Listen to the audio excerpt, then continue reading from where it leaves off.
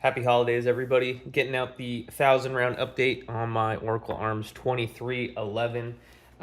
Some not so great things have happened, so I figured I'd let everybody know. And just for the viewer's sake, all 1,000 rounds that I've put through this gun have been pretty much a 50-50 mix of Spear, 124 grain Lawman, and 124 grain Blazer, and I zeroed it with Federal HST's 124 grain, but that was maybe 20 rounds, so I don't really count that. What has changed with this gun from my last video? So I put a Springco 15-pound recoil spring in it due to, if you look at my first video, I said it was a little undersprung. Contacted Oracle, they said it takes any X5 spring. Cool, got the Springco 15-pound. Recoil is a lot better, but that led into what might be the cause of a different problem, which we'll get to later. And then my other video, I contacted Oracle about the mags getting stuck. They sent me their magazine release, which has fixed it in my shooting. I haven't noticed that problem again. And that shouldn't be affecting any of the recent 2311s coming out. Mine, based off the serial numbers in the first like 250 guns, and they were shipping with SIG mag releases. So if you buy now, that shouldn't be an issue, but just double check it when you get yours. Into the problems I've been getting. We'll start up here.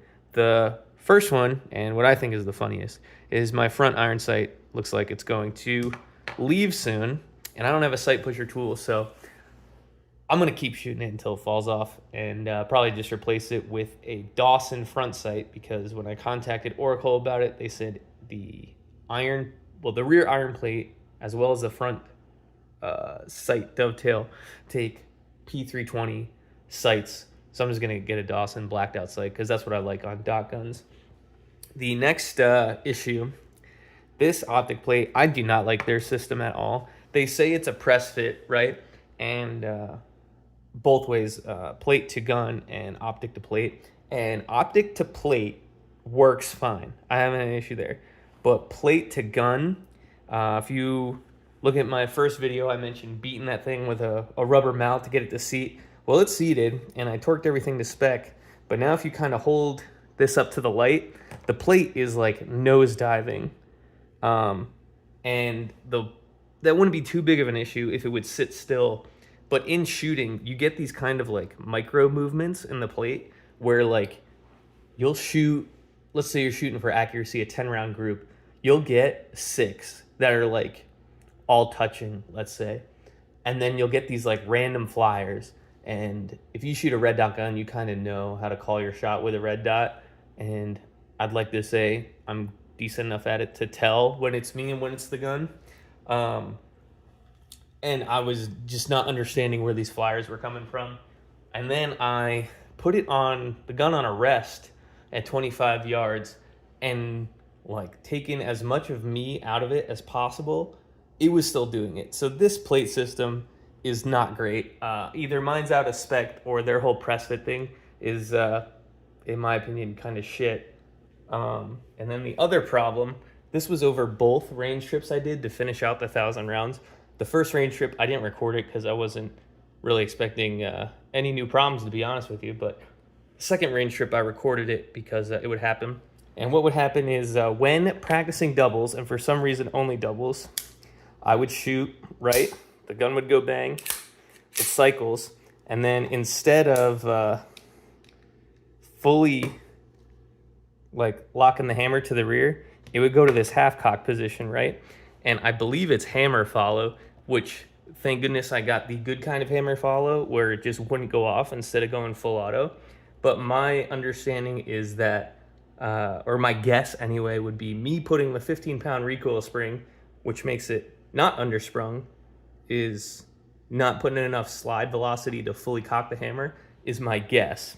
So we'll go into what I'm going to do in the future later on, but I'm going to roll in some clips of that. It's kind of the stereotypical indoor range, so it might be kind of hard to tell what's going on, but I'll roll it in for viewers' sake, and we'll talk about more after that.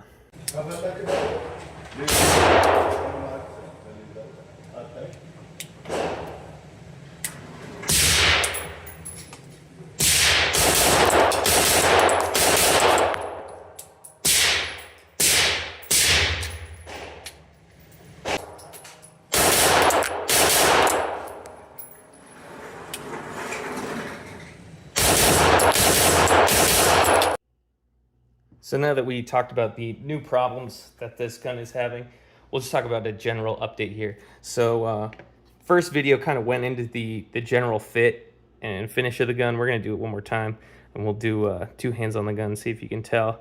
But the left and right is pretty much the same at the rear. The up and down definitely added. There's a little bit more up and down play in there, so it is loosening up quite a bit. And if you look at the front, I don't know if I did this on the original video or not, but when I first got it, the movement up here was slightly more than the rear, but now it's like noticeably, I mean, you can visually see up and down, side to side. There's more movement than when I first got it. So it's definitely breaking in, whether that be for good or bad, we'll find out. The other thing, let's see here. Oh, this is a weird one. The mags. So I've kind of had a strange journey with the mags with Oracle. You saw them getting stuck, and I did a video on that. But one thing I've noticed, and this is with every single one, every single Oracle mag, they were right in their comment to my first video, them getting stuck on the last round. You just gotta run full mag, or run mags to empty like 2 or 3 times, and then it goes away. But the thing that's concerning to me is, this is the Oracle mag, right? They're all getting this like crazy wear up by the feed lips.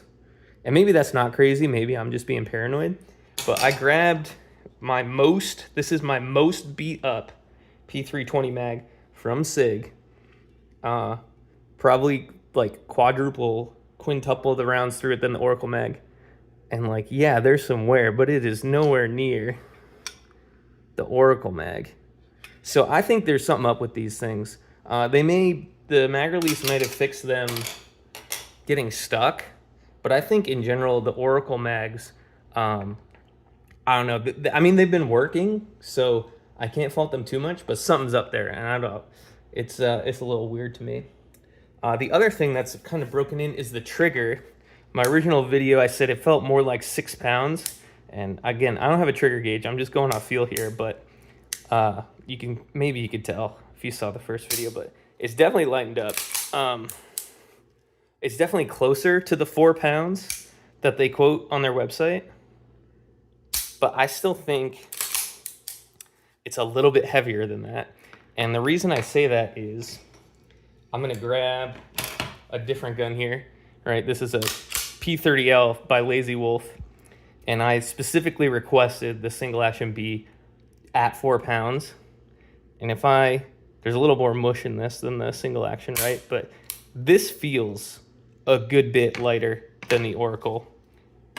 And if we go to my other gun, this is a Wilson P320. I had a couple spring swap, but by my estimation, everything that's been done to this should get it to about the 4.5 pound, if not 4 pound weight. And if I pull the trigger here, it feels like in between the two. So it's a little odd to me that the Oracle is quoted with having, well, the same as the P30L, but of having a 4 pound trigger, but to my perception, let's say, feels heavier or the heaviest out of those 3 guns. So that's just kind of weird.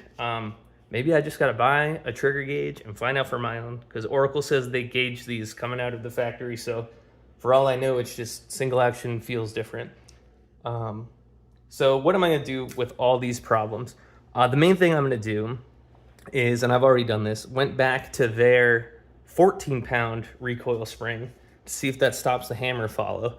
Because if I got to suck up, slightly worse recoil to have a gun that doesn't hammer follow, I'll do it, because that can be scary.